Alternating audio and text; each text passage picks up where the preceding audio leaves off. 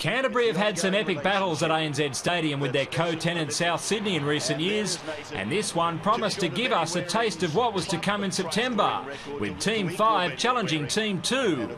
And true to form, it was the higher-placed outfit that fired the first trick shot. John Sutton, he's put Dylan Farrell into a massive hole. South Sydney have scored. I think there's going to be an inquiry on obstruction. The video investigation revealed a play that was executed to perfection, giving the Rabbitohs the upper hand. There were no hands or arms evident in Frank Pritchard's hit on Bryson Goodwin, and that was enough to put the big Kiwi on the referee's report sheet.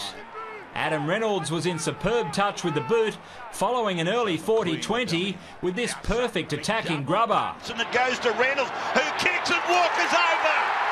Dylan Walker has put the ball down. Despite the best efforts of Mitch Brown to hold him up, Walker was able to roll over and double the Bunnies' advantage. It nearly increased further on the end of a beautiful backline shift.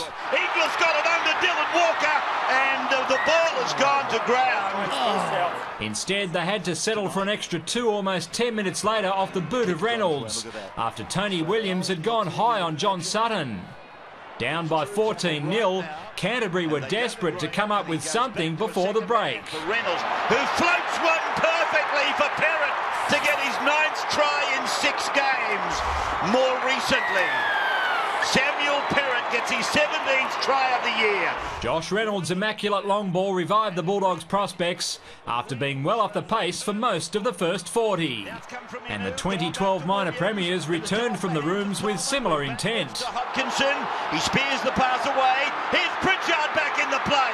Leffi gets it on, and Brown scores for Canterbury. The margin had been trimmed to just 4, and after being quiet for most of the night, it was time for GI to inject himself into this contest.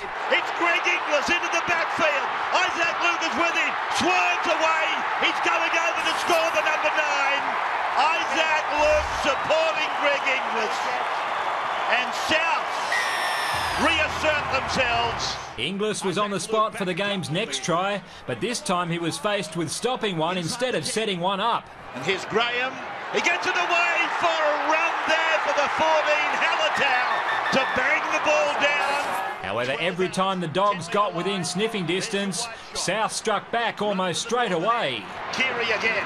He goes short into McQueen. He gets the ball away to Inglis. He gets it on to Goodwin. Goodwin has scored for the Rabbits.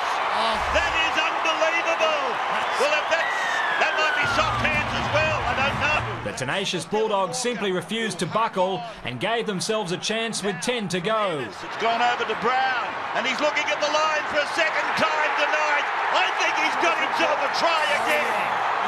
Mitch Brown, and Checken points at the spot. The match review committee was given some extra work after Inglis became the latest victim of a leg pull, this one courtesy of Tim Brown, before Reynolds joined him on report by getting this attempt to force a turnover wrong in the closing stages.